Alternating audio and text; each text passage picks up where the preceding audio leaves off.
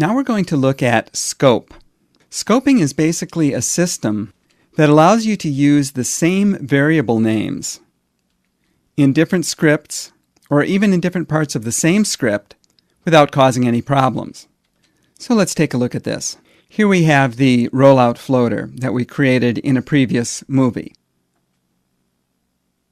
So this button that says Create Sphere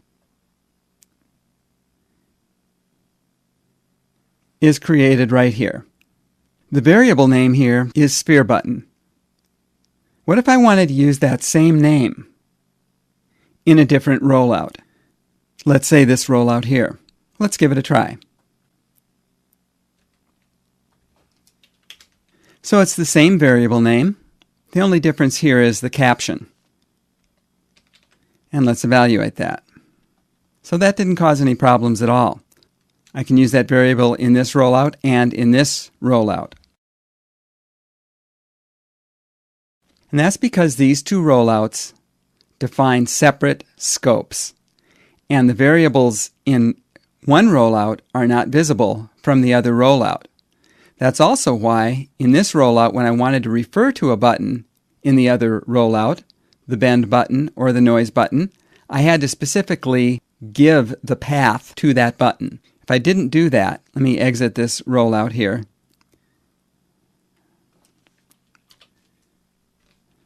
And let's evaluate that. If I now execute that box button, which will cause this code to execute, I get errors, unknown property and undefined. What it's telling me is that this bend button is undefined. That's why, in order to make this work, I had to give an explicit path to the bend button.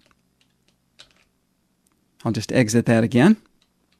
Using explicit paths, I can even access properties from completely outside the script. So for example, multiplier dialog, that's the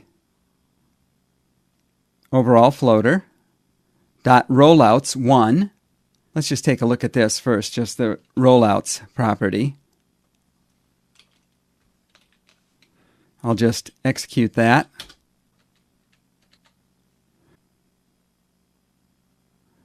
So this property holds all the rollouts in this multiplier dialog. And the first one is the create object rollout. So within that I have sphere button, and a property of sphere button is caption. So I'm going to hit enter on my number pad. And it comes up with a caption down here, create sphere. If I substituted rollout 2 here,